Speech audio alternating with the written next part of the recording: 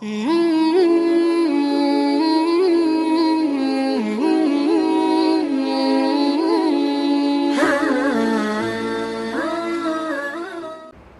للہ رب العالمین والصلاة والسلام علی سید الانبیاء والمرسلین وعلی آلہ واصحابہ اجمعین، اما بعد۔ میرے محترم بزرگوں اور عزیز ساتھیوں، محرم الحرام کا مہینہ چل رہا ہے۔ یہ مہینہ بڑا ہی محترم ہے۔ قرآن و احادیث میں اس کی عظمتیں اور فضیلتیں بیان کی گئی ہیں، لیکن ہمارے سماج میں، ہمارے معاشرے میں جب یہ مبارک مہینہ آتا ہے تو ہمارے کچھ بھولے بھالے مسلمان بھائی اس مہینے کو غم اور نحوست والا مہینہ تصور کرتے ہیں، اور وہ اپنے اس خیال اور تصور کی وجہ سے اس مہینے میں سوگ مناتے ہیں، غم کرتے ہیں، ماتم کرتے ہیں، نوحہ کرتے ہیں۔ ان کا خیال ہوتا ہے کہ چونکہ اس مہینے میں حضرت حسین رضی اللہ تعالی عنہ کی شہادت ہوئی ہے، اس لیے یہ مہینہ غم کا مہینہ ہے۔ میرے عزیزو، یہ سوچ اور یہ فکر شریعت اسلامیہ کے بالکل خلاف ہے، دین سے ناواقفیت کی دلیل ہے۔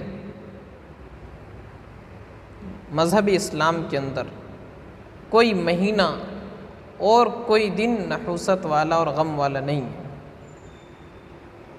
کسی مہینے کو نحوست والا سمجھنا، کسی دن کو غم والا سمجھنا، یہ شرکیہ اور کفریہ عقائد ہیں۔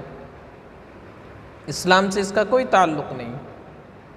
اگر شہادت کی وجہ سے اس مہینے کو غم کا مہینہ سمجھا جائے، اس مہینے کو نحوست والا مہینہ سمجھا جائے، تو میرے عزیزو، پورے سال میں کوئی مہینہ بلکہ کوئی دن ایسا نہیں ہوگا جس میں ہمارے بزرگ شہید نہ ہوئے ہوں۔ کوئی دن، کوئی مہینہ آپ کو ایسا نہیں ملے گا۔ تو کیا پورے سال غم منائیں گے؟ پورے سال ماتم کریں گے؟ پورے سال نوحہ کریں گے؟ پورے سال سوگ منائیں گے؟ ہرگز نہیں۔ تو معلوم ہوا کہ یہ ہماری گھڑی ہوئی سوچ ہے، یہ ہمارا غلط اور باطل عقیدہ ہے۔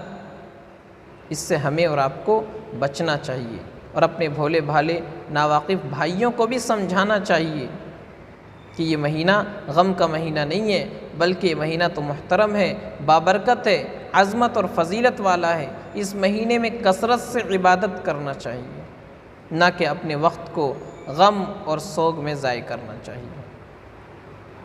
اللہ تعالیٰ ہم سب کو صحیح سمجھ کی توفیق عطا فرمائے۔ اللہ تعالیٰ ہمیں اپنے علماء سے تعلق قائم کرنے کی توفیق عطا فرمائے۔